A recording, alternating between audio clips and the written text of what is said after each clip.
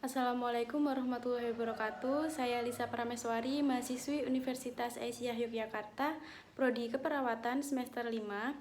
Di sini saya akan melakukan evaluasi tentang sitostatika untuk memenuhi nilai dari Ibu Dwi Sri Handayani. Dan saya akan membacakan Q&A yang telah saya buat. Untuk yang pertama, apa itu obat statistika? Yaitu obat-obatan yang digunakan untuk membunuh atau memperlambat pertumbuhan sel-sel kanker. Kemudian yang kedua, obat kemo apa saja yang bisa menimbulkan efek samping rambut rontok?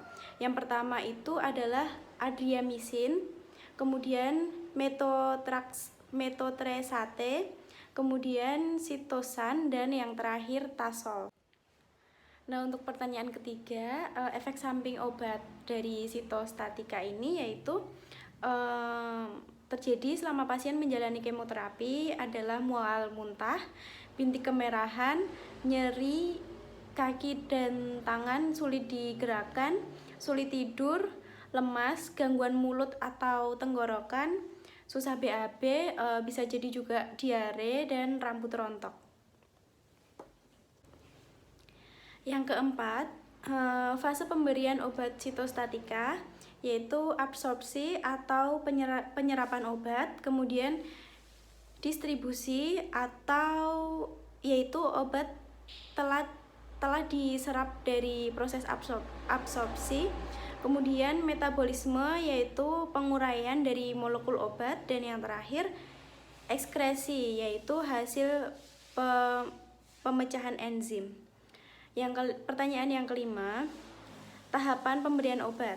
Yang pertama, mencuci tangan terlebih dahulu, kemudian pilih area penyuntikan yang tepat, kemudian yang ketiga, lakukan teknik aseptik, selanjutnya hindari kebocoran sarung tangan, yang selanjutnya memakai pelindung, kemudian usahakan tidak ada obat yang tercecer, kemudian wajah jangan terlalu dekat saat membuka obat, dan membuat label pada spuit, kemudian memasukkan obat kemo, dan yang terakhir memonitor pasien.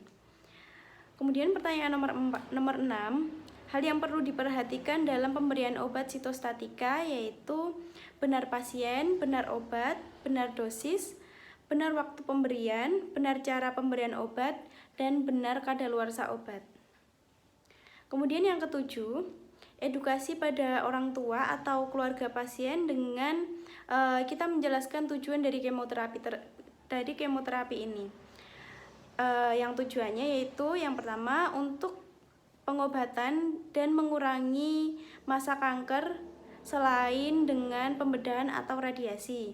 Kemudian sebagai terapi induksi, kemoterapi merupakan satu-satunya pilihan terapi bagi pasien karena sel kanker telah menyebar dan tidak ada pilihan terapi lainnya. Kemudian yang terakhir, dilakukan kemoterapi sebelum pembedahan, yaitu untuk mengecilkan ukuran tumor sebelum dibedah. Dan setelah pembedahan, yaitu untuk mengurangi penyebaran atau pertumbuhan sel kanker.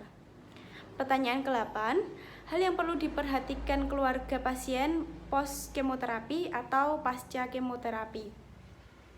Keluarga pasien perlu berhati-hati selama 48 jam atau sekitar 2 hari setelah kemoterapi, karena obat kemoterapi mempunyai efek menimbulkan kanker lagi bagi penderitanya maupun orang-orang di sekitarnya. Dan kontak dengan pasien dan keluarga ini bisa melalui muntah, urin atau fases orang yang setelah menjalani kemoterapi ini. Kemudian perawatan yang dilakukan setelah kemoterapi ini yaitu yang pertama memenuhi nutrisi untuk tubuh, kemudian mencukupi kebutuhan air putih, kemudian beristirahat dan tidur yang cukup, lalu menjaga kebersihan mulut dan rajin mencuci tangan. Pertanyaan terakhir, penanganan rambut rontok efek samping dari kemoterapi ini yaitu potong rambut pendek, kemudian gunakan penutup kepala, kemudian mencuci rambut dengan shampoo bayi, kemudian keringkan dengan cara ditepuk, jangan digesek-gesek, Dan yang terakhir, hindari zat kimia.